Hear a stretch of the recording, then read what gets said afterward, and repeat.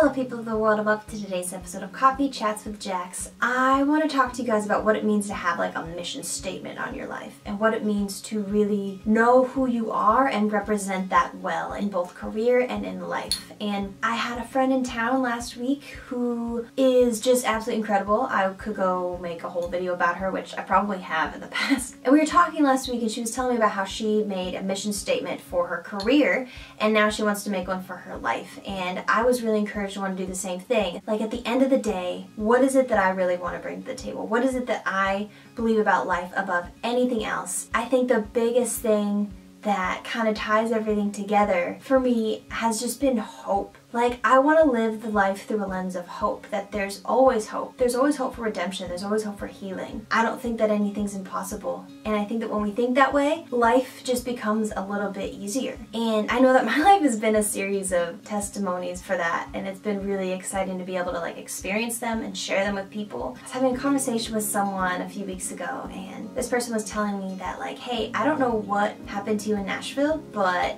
you all of a sudden have like this voice that you speak up about what you believe in, but you do it in a respectful way.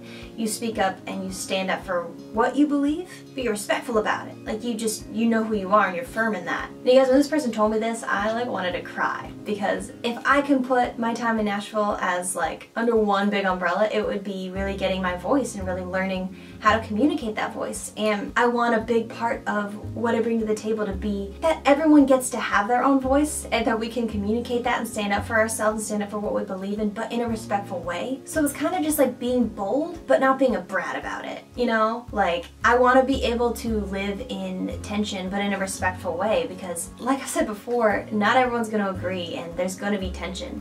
I'm a big believer in the fact that a lot of times in life, we get to live in the gray. Like, I want to know where I'm rooted, but I want to know where you're rooted too, and I want to have a conversation about it. And I'm going to ask you questions, and I'm going to be bold about who I am and what I bring to the table, but I'm also going to be respectful in the process to what you believe is true and what you believe is the right way to do this or that. Yeah, that's another big part of what I want my mission statement to be. My friend Megan wrote me a letter a while ago about what she was kind of praying for with my life, and one thing she said that really stuck out to me so much that I put it in my book. She said, in your life over and over again, Jesus will renew, restore, mend, heal, inspire you through the streams of mercy that will never cease. She said, your life will not be about perfection or game plans, but it will be a loving and powerful invitation for those around you to step into the same healing waters that you've known and trusted. You guys, when she wrote me that, it really stuck out to me, because I want to live my life in a way where it's like, here's my story, here's how Jesus has worked in that. It's messy. It's so messy. It is so far from perfect. But this is where Jesus has healed me. This is where I've held on to hope. This is where I struggled to hold on to hope.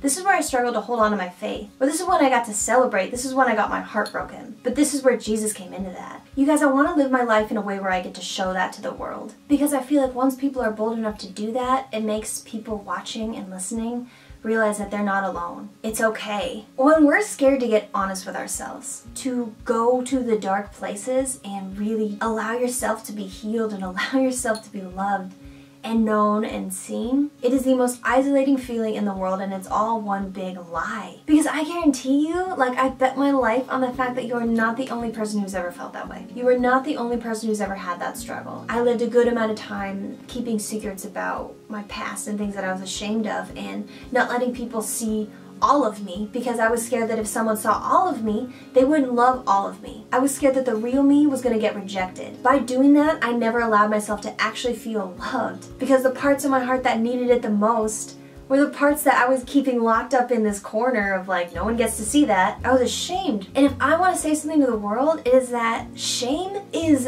a big load of just, let's step on it and throw it to the corner and spit on it and throw it away and all the things.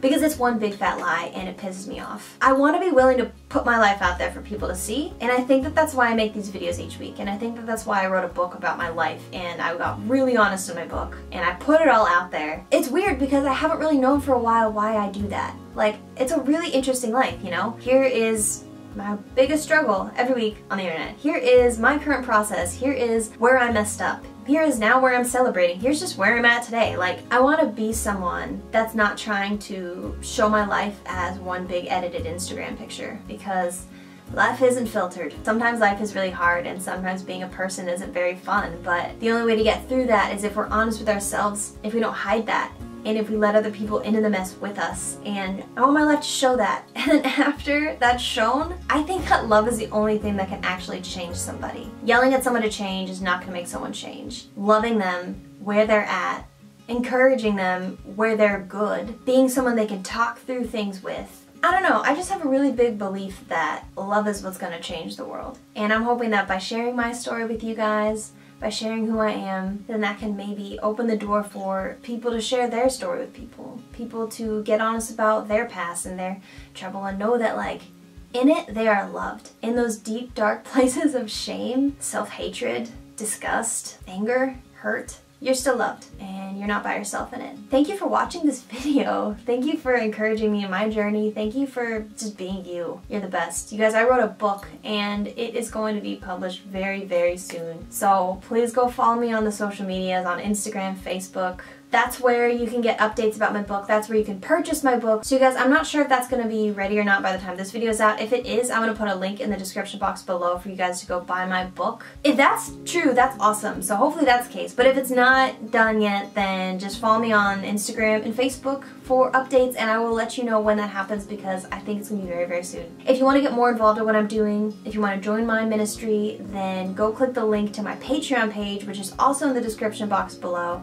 We just started sponsoring a new kid from Compassion International, so you guys are changing the world, literally changing this kid's life, getting him out of poverty. If you want to get more involved and help us sponsor that kid and hopefully get another kid down the road, then click the link to my Patreon page where you can get involved in that. I love you, thank you for watching, and have a really, really great weekend with all sorts of good food.